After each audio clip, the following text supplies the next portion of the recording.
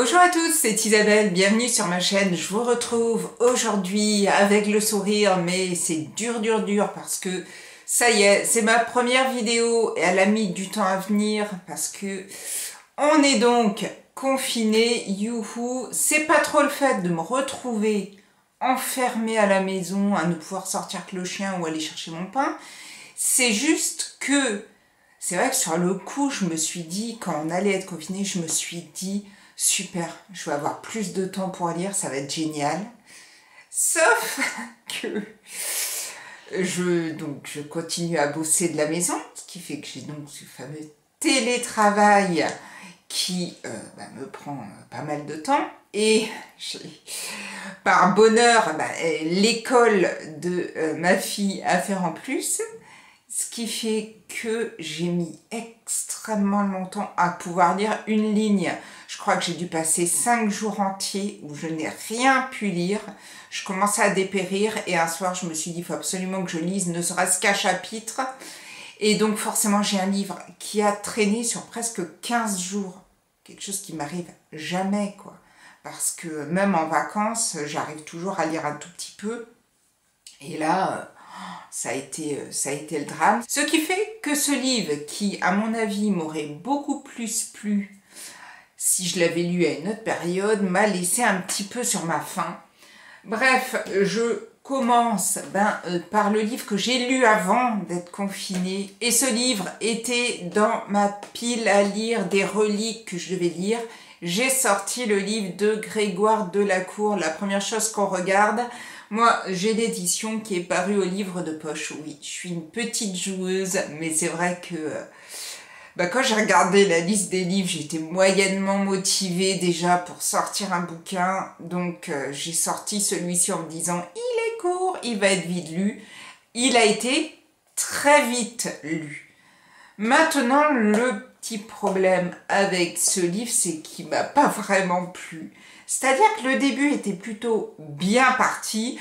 On est en 2010, le 15 septembre, et Arthur Dreyfus est chez lui vêtu de son caleçon fétiche.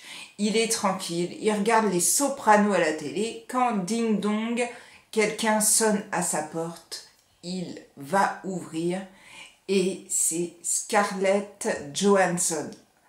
Et donc forcément, lui, il a une vie plan-plan, elle brille de mille feux.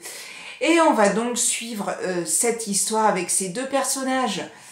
C'était plutôt bien parti. Franchement, la 4e de couverture me plaisait, mais vraiment beaucoup. C'est d'ailleurs pour ça que je l'ai sorti, parce que c'est celui qui me faisait le plus envie. Et après, l'évolution de l'histoire, je vous en dis pas plus, mais a fait que... ça m'a un peu moins plu. Les personnages, m'ont pas vraiment touché. Et donc, je l'ai lu très vite. Je l'ai quand même bien aimé. J'ai quand même apprécié ma lecture. Mais je l'oublierai très vite. Je l'ai pas encore oublié. Mais à mon avis, je l'oublierai très vite. Et c'est pas un livre que je prendrais plaisir à relire. Et c'est vrai que si je devais... orienter quelqu'un sur des livres de Grégoire Delacour, c'est certainement pas celui que je choisirais. Si vous l'avez lu, n'hésitez pas à me dire ce que vous en avez pensé. Et ensuite, j'ai lu, oui, parce que je n'ai lu que 2 livres en, je pense, presque 3 semaines. Là, si j'avais pas terminé, oui. 2 livres en presque 3 semaines. Et j'ai donc commencé, après avoir lu La première chose qu'on regarde, j'ai eu envie d'un thriller, d'un livre qui me prenne. Et donc, j'avais le dernier livre, je peux encore dire le dernier parce que son suivant n'est pas sorti, Le chant de l'assassin d'Hergé Ellory. Et la couverture me tentait énormément et j'aime beaucoup cet auteur, malgré, je sais pas, qu'il y aurait des histoires avec la scientologie. Tout ça, moi, ça me passe au-dessus. Mais quand un auteur me plaît, et puis c'est paru aux éditions Sonatine, donc c'est hyper, j'ai toujours mon pot, c'est hyper agréable à lire. Et donc j'avais très envie de lire celui-ci parce que je me disais que ça allait être un coup de cœur comme la plupart des autres romans que j'ai lus de cet auteur.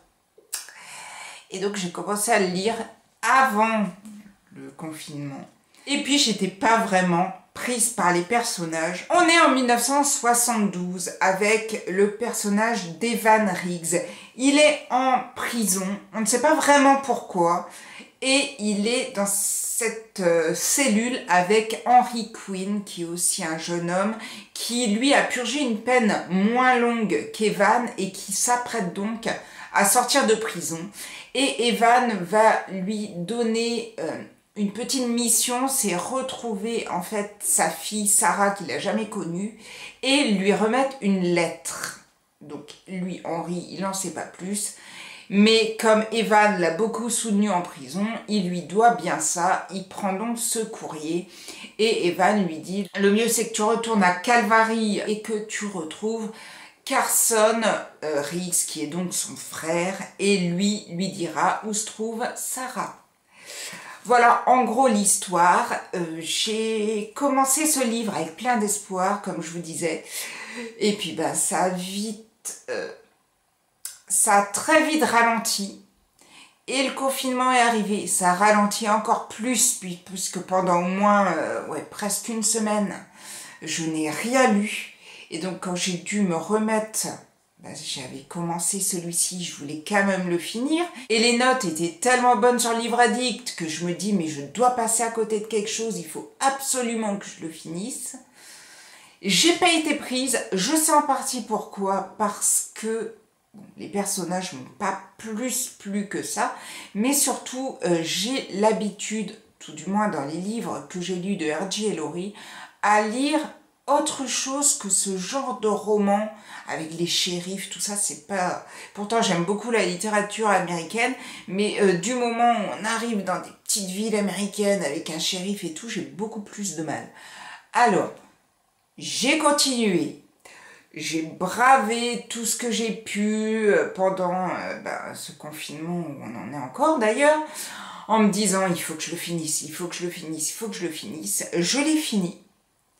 Je l'ai fini, je suis arrivée au bout, pas avec un ouf de soulagement, puisque au final, au fur et à mesure du livre, je me suis quand même retrouvée plus dans l'histoire, plus dans certains personnages. On oscille aussi entre deux périodes, la période où Henry Quinn est à Calvary et où Henry Quinn va rechercher la fille d'Evan, donc va essayer un peu de creuser dans le passé des personnages, et forcément une autre partie avant où on vit l'enfance de Carson et Evan, tout ce qui s'est passé dans leur famille, enfin tous ces secrets enfouis, et on en apprend plus sur ces personnages.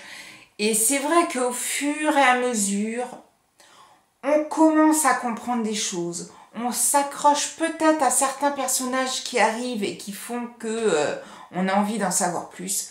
On arrive à la fin, j'ai quand même trouvé que c'était une fin intéressante. J'ai quand même assez bien aimé le livre, mais comparé au Fantôme de Manhattan que j'avais juste lu avant, j'ai vraiment préféré les Fantômes de Manhattan. J'avais aussi beaucoup aimé Les Assassins de R.J. Ellory. Et on était vraiment dans un thriller plus palpitant que celui-ci, qui est plus un roman américain. J'ai du mal à le classer dans du thriller, en fait. Mais ça en est quand même, mais c'est plutôt un thriller assez soft et plutôt un roman américain sur un petit village et sur des secrets, des choses qui se sont passées. Ça reste une bonne lecture, je pense. Si je l'avais lu hors contexte actuel, ça m'aurait peut-être plus plu parce que je l'aurais lu plus rapidement. Donc j'aurais peut-être été aussi plus embarquée par l'histoire. Je sais qu'il y en a beaucoup qui l'ont aimé. Si vous l'avez lu, n'hésitez pas à me dire ce que vous en avez pensé. Voilà pour les deux livres que j'ai lus. Là, je filme aujourd'hui le 26 mars. C'est vrai que le mois de mars, du coup, n'aura pas été terrible au niveau des lectures. Je ne sais plus à combien j'en suis, mais je dois être à 6 ou 7 lectures dans mon mois. ce qui n'est pas beaucoup quand on pense qu'au mois de janvier, je crois que j'en avais lu un peu plus de 15. Et en sachant que bon, le Grégoire de la Cour, il est vraiment très court. Là, j'ai commencé un nouveau roman que je pense je finirai avant la fin du mois de mars, ce qui m'en fera un de plus, mais j'ai décidé de changer vraiment de style et je me suis laissée prendre par Un oiseau à Buckingham de David Lelay-Hélo. C'est paru aux éditions Anne Carrière. Il est pas très gros et en général, comme je vous en parle souvent dans mes vidéos, j'aime beaucoup cet auteur. C'est toujours très bien écrit et c'est vrai que là j'ai lu 40 pages et pour l'instant j'aime beaucoup. J'aime beaucoup le personnage principal. Je trouve justement cette histoire avec la reine d'Angleterre plutôt intéressante et j'ai vraiment hâte de savoir ce qui va se passer dans ce livre-ci, puisque bon, moi, les personnages ne se sont pas encore rencontrés, mais j'ai vraiment hâte de voir ce dialogue qui va se faire, cette histoire qui va se faire entre ces deux personnages. Je vous en parle dans la prochaine vidéo Point Livresque que je ferai. En tout cas, bon, voilà, je continue ce confinement, mais bon, pour l'instant, c'est vrai que ça a été plutôt mitigé. J'essaye de me remettre un petit peu. C'est vrai que je ne sais pas si vous êtes comme moi, mais depuis qu'on est confiné, mais j'ai grave... je sais que je vais rester à la maison. Je sais que je vais faire du télétravail et des devoirs, ce qui fait que je passe ma life en pyjama ou en jogging. Et c'est vrai qu'on a tendance à se laisser aller. Moi, j'ai beaucoup de mal. Là, je me suis préparée parce qu'il fallait que je fasse la vidéo. Mais c'est vrai que, bon, on n'a plus vraiment... Moi, j'envie ces gens qui, tous les matins, se préparent, sont pimpantes toute la journée. Moi, je sais pas si c'est le contexte actuel, mais là, le matin, quand je me réveille, je fais « Oh, mon Dieu, quelle horreur! C'est qui cette femme dans le miroir ?» Mais c'est vrai, qu'est-ce qu'on a mauvaise mine. Enfin, je parle pour moi, et j'en parlais avec une amie l'autre jour. On se disait, qu'est-ce qu'on a mauvaise mine. Et je pense que c'est le fait de se renfermer un peu, d'être un peu coincé à la maison, et de se dire, mais pourquoi je vais me faire chier à me maquiller ou à bien m'habiller, puisque de toute façon, je vais rester coincé à la maison, à faire des jeux de société, à faire des devoirs, à faire du télétravail. Et au pire, la seule fois que je sors, c'est pour sortir le chien. Donc 3 fois par jour et je sais plus, il me semble que c'est maximum 10 minutes. Voilà quoi, hein, juste histoire de faire ce qu'il doit faire dehors et puis on re-rentre. Heureusement, Dieu merci. Certes, il y a les livres, mais heureusement qu'il y a autre chose.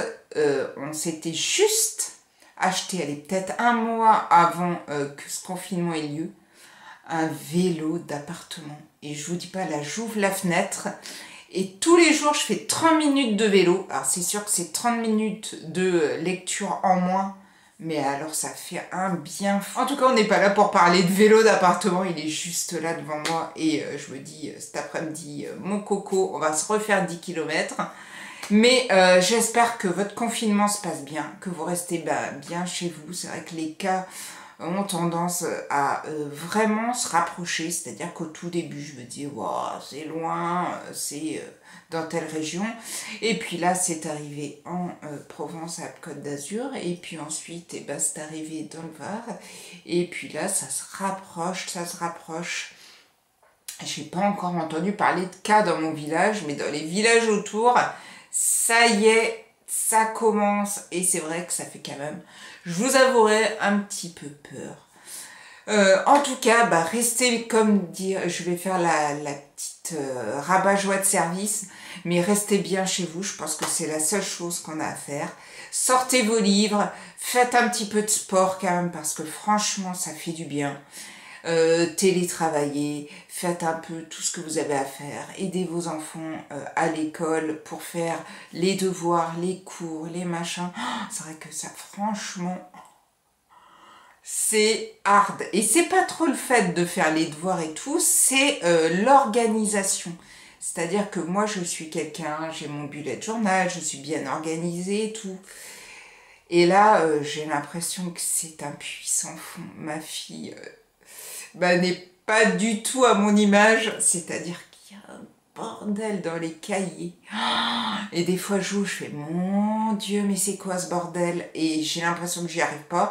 Des fois je veux coller des choses, mais elle me dit non, mais il faut pas les coller. Enfin bref, je sais pas si vous avez des enfants du même âge, mais pour moi c'est très difficile de vivre ce confinement en bordel dans les cahiers.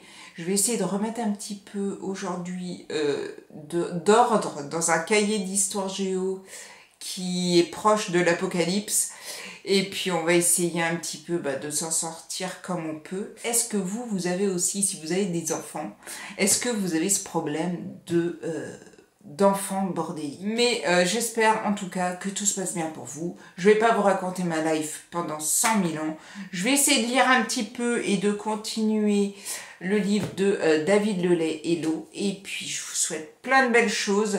J'ai essayé de voir un petit peu les prochaines sorties qui me tentent. Donc je vais essayer de filmer une vidéo si j'ai le temps sur ces tentations livresques.